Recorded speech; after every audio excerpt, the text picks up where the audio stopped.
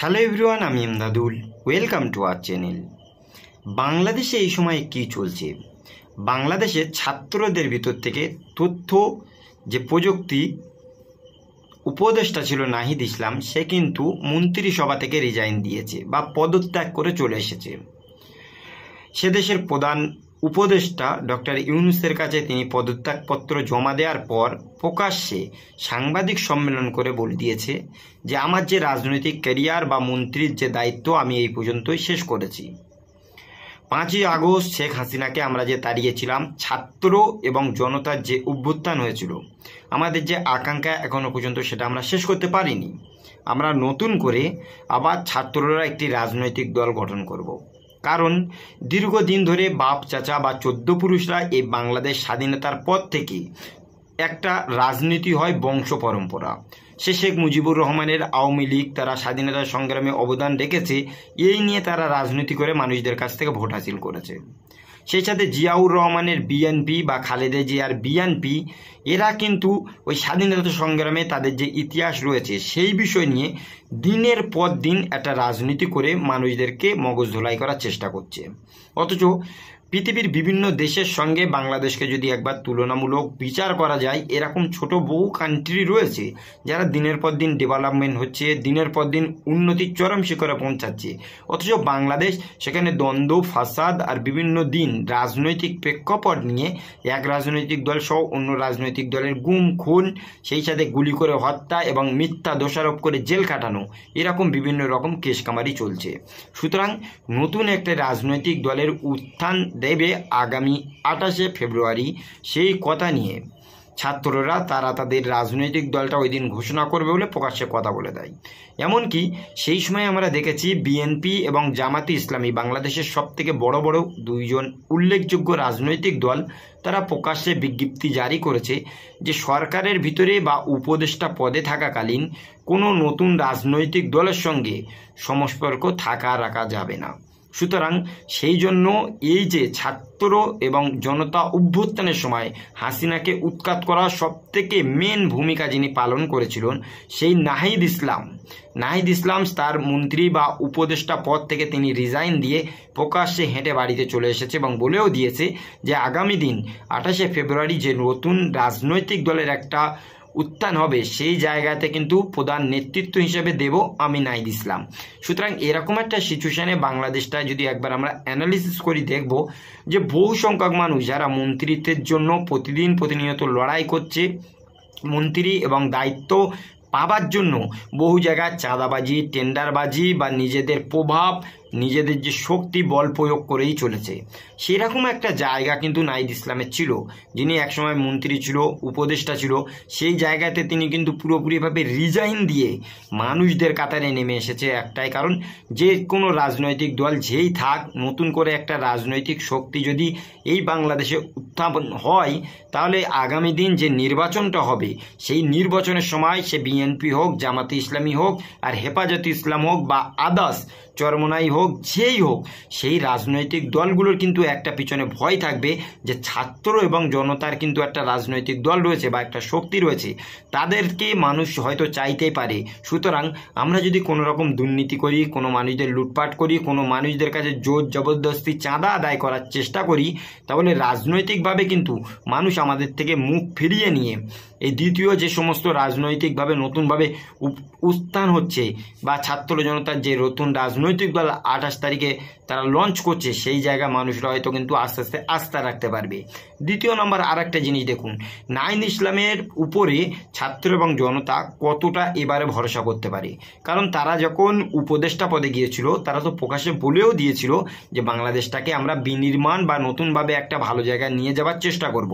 সেই জায়গাতে সে তথ্য উপদেষ্টা জায়গায় গিয়েছিল সমন্বয়ক হিসেবে, সেখানে উপদেষ্টা পদ গ্রহণ করেছে, কিন্তু কতটা ডেভেলপমেন্ট করতে পেরেছে? অলমোস্ট 6.5 মাস 7 মাস মতো তারা দায়িত্ব পালন করেছে। বাংলাদেশটাকে বিনির্মাণ করা বা বাংলাদেশের একটা ভালো জায়গায় নিয়ে আসা আজও পর্যন্ত এরা সক্ষম নয়। যে জায়গাটা তারা নিয়ে যাবে বলে আশ্বস্ত করেছিল মানুষদেরকে, সেই জায়গা তো তারা নিয়ে যেতে পারেনি। সুতরাং নতুন আবার রাজনৈতিক দল যে গঠন করছে, সেই জায়গা মানুষরা তাদের উপরে কতটা আস্থা রাখবে। তৃতীয় নাম্বার কথা, তৃতীয় নম্বরে আমরা জানি এই সময় বাংলাদেশের যারা প্রধান দলগুলো রয়েছে, অর্থাৎ আওয়ামী লীগকে নিষিদ্ধ করা হচ্ছে। শেখ হাসিনা যাতে না নতুন করে রাজনৈতিকভাবে সেখানে লড়াই করতে পারে, এমনকি শেখ হাসিনার যতগুলো মন্ত্রী মিনিস্টার ছিল পৃথিবীর বিভিন্ন দেশে পালিয়ে গেছে, এমনকি 2-4 জন যারা ছিল তারা জেলের ভিতরে, কারণ দুর্নীতি এবং বিভিন্ন মামলা গুম খুম তাদের ওপরে বহু রকম মামলা রয়েছে। সেই জন্য তার সাথে সাথে আর একটা জিনিস আপনাদের বলে রাখা ভালো, এই সময়ে আমরা দেখতে পাচ্ছি বাংলাদেশের যে সমস্ত প্রাক্তন রাজনৈতিক দল ছিল তারা কিন্তু আস্তে আস্তে নতুন করে শক্তি সঞ্চয় করার জন্য একটা সামনে যাওয়ার চেষ্টা করছে। অথচ সেই জায়গায় দেখেছি বাংলাদেশের প্রধান বিরোধী দল বিএনপি, তার যে তারেক রহমান বা খালেদা জিয়া, তারা লন্ডনে থাকা অবস্থায় তাদের যে দায়িত্ব রয়েছে মির্জা ফখরুল বা আদার্স, তারা কিন্তু এই সময়ে মানুষদের কাছে চাঁদাবাজি, খুন, লুটপাট এইগুলোতে আস্তে আস্তে ব্যস্ত হয়ে পড়েছে। এমনকি জামাতে ইসলামীর মতো এত বড় একটা রাজনৈতিক দল, তারা কিন্তু আস্তে আস্তে মানুষদের পাশে যাওয়ার চেষ্টা করছে, ঢেলে সাজানোর চেষ্টা করছে। এমনকি বহু সংখ্যক আলেম ওলামা যারা ওয়াজ করে তাদেরকে সামনে রেখে দিয়েছে এই জামাতে ইসলামী, কারণ একটা মানুষদের বোঝাতে সক্ষম হবে যাতে আগামী দিন নির্বাচনে যাতে জামাতে ইসলামকে ভোট দেয়। এমনকি জামাতে ইসলামীর একটি শাখা সংগঠন ছাত্র শিবির, তাদের প্রধান দল বা প্রধান এই সময়ে কার্যকলাপ হচ্ছে ছাত্র এবং শিক্ষকদের ভিতরে একটা সমন্বয় করে মানুষদের সামনে শুধু ভালো কিছু জিনিসগুলোকে তুলে ধরা, যাতে আগামী দিন বাংলাদেশের যে সমস্ত মানুষগুলো রয়েছে, যে সমস্ত ধর্ম অবলম্বী মানুষ রয়েছে, তারা যাতে জামাতে ইসলামীকে বা জামাতে ইসলামীকে একটা ভরসা করতে পারে, এরকম একটা জায়গায় কিন্তু জামাতে ইসলামী যাওয়ার চেষ্টা করছে। এবং জামাতে ইসলামীর পরপর আমরা আদার্স যে সমস্ত রাজনৈতিক দলগুলো রয়েছে দেখছি, সে সুশীল সমাজ হোক আর অন্যান্য রাজনৈতিক দল, তাদের কিন্তু সেইভাবে অ্যাক্টিভ ভূমিকা নেই। কিন্তু বাংলাদেশে এই সময় জামাতে ইসলামী বা বিএনপি দুটো ভালো একটি ভূমিকা রাখছিল, কিন্তু বিএনপি এত হারে দুর্নীতি, চাঁদাবাজি, যে জায়গাগুলো অতীতে আওয়ামী লীগ করে গেছে অ্যাজ ইট ইজ সেম জায়গাগুলো নতুনভাবে কিন্তু শুধুমাত্র বিএনপি চলে এসেছে। যে আলেম ওলামা, ইমাম মুয়াজ্জিন ওয়াজ মাহফিল করার সময় আওয়ামী লীগের নেতা লিডার বা চেয়ারম্যানগুলো গিয়ে প্রকাশ্যে মাইক কেড়ে নিত, তাদের হুমকি দিত, জেলে নিয়ে যাওয়ার কথা বলতো, সেরকম আবার কিন্তু বাংলাদেশে তৈরি হয়েছে, যেটা বিএনপি এই সময় যারা রয়েছে বিএনপি, সেই বিএনপির বিভিন্ন নেতা লিডার বা চেলা চামুন্ডো, ওই চুটকে চাটকা যারা ছোটোখাটো নেতা রয়েছে, এরাই কিন্তু আলেম ওলামা, ইমাম মুয়াজ্জিনদের কাছ থেকে মাইকগুলো কেড়ে নিয়ে সরে যাচ্ছে, যে তোমরা কেউ এখানে বিভিন্ন রকমভাবে রাজনৈতিকভাবে কিছু বলতে পারবে না। সুতরাং অতীতে যেটা আওয়ামী লীগ করেছি, এখন নতুন করে সেটা কিন্তু বিএনপি করছে।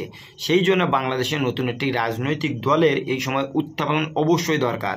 আর ওই প্রাক্তন দিনের ইতিহাস নিয়ে যারা রাজনীতি করে তাদেরকে সরিয়ে দেওয়ার জন্য নাহিদ ইসলাম সহ হাসনাত আবদুল্লাহ, সার্জিস আলম বা ছাত্রদের যে সমস্ত রাজনৈতিক মতাদর্শ রয়েছে, তারা কিন্তু একত্রিতভাবে নতুন একটি রাজনৈতিক শক্তি নিয়ে আসছে আগামী 28 ফেব্রুয়ারি।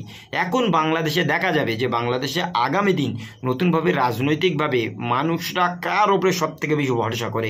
প্রাক্তন দিনে সেই বিএনপি যারা স্বাধীনতা সংগ্রামে অবদান রেখেছিল, নাকি জামাতে ইসলামী যারা দীর্ঘদিন ধরে ইসলাম কায়েমের জন্য বাংলাদেশটাকে চেষ্টা করছে, নাকি নতুনভাবে এই বাংলাদেশে একটি রাজনৈতিক শক্তির উত্থাপন হচ্ছে নাহিদ ইসলাম সহ এই যে ছাত্রদের হাত ধরে, সেই দিকে অবশ্যই আমাদের চোখ থাকবে। আর একটা জিনিস ভালোই আমাদের বলতে হয়, নাহিদের মতো একটি ছেলে এত বড় একটা পদ থাকার পরেও মানুষদের আকাঙ্ক্ষাকে ধারণ করে মানুষদের আগামী দিন যাতে ভালো কিছু হয়, পিছনে একটা বড় শক্তি রাখা যায়, সেই জায়গায় চেষ্টা করে নতুন রাজনৈতিক একটি দল তারা লঞ্চ করছে। এই জায়গাতে অবশ্যই আমাদের ভালো লাগবে। সুতরাং প্রত্যেকটা মানুষ এই সম্পর্কে আপনারা আপনাদের মূল্যবান মতামত অবশ্যই জানাবেন। সুতরাং আজকের এই ভিডিওটি এই পর্যন্তই, দেখা হবে অন্য কোনো দিন অন্য কোনো টপিকে। সকলে ভালো থাকুন, সুস্থ থাকুন। Thank you.